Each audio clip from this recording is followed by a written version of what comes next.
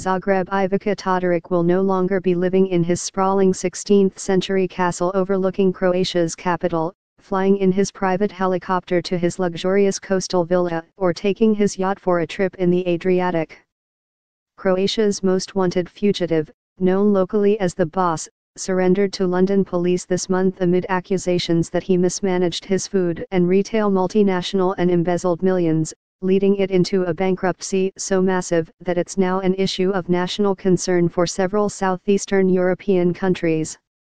Todoric's company, Agroker, is collapsing under the weight of $7 billion in debt, a sum so large that bailing it out fully would bankrupt the Croatian state itself.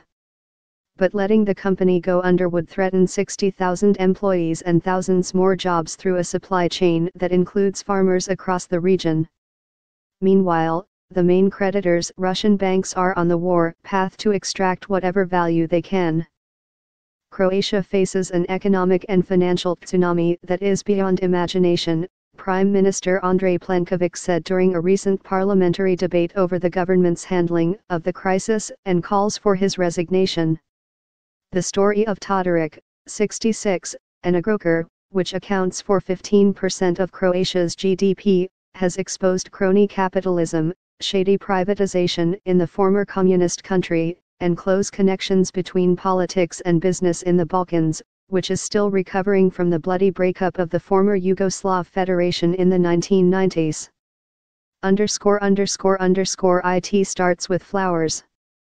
Together with his father Ante, Todoric constructed a greenhouse in 1976 selling flowers throughout former Yugoslavia when the country's communist regime started introducing market reforms. The business went well, prompting the family to establish Agroker as a joint stock company in 1989.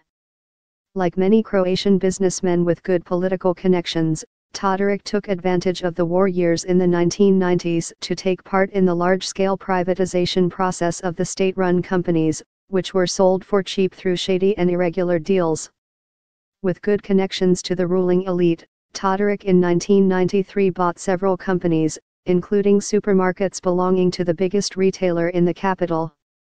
The privatization that was undertaken in the 90s caused so many problems in Croatia, said Orsat Muljenic, the head of a parliamentary commission set to deal with political aspects of the crisis. So many good factories just disappeared. So many people who didn't have any money now are very rich. Agroker became a bigger power than the state itself, Muljenic said.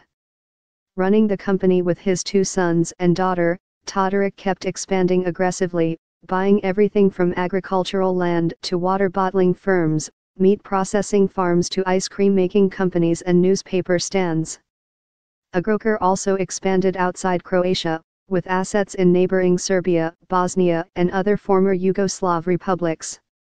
The crash analysts say Todoric's zeal for expansion triggered Agrokor's financial collapse.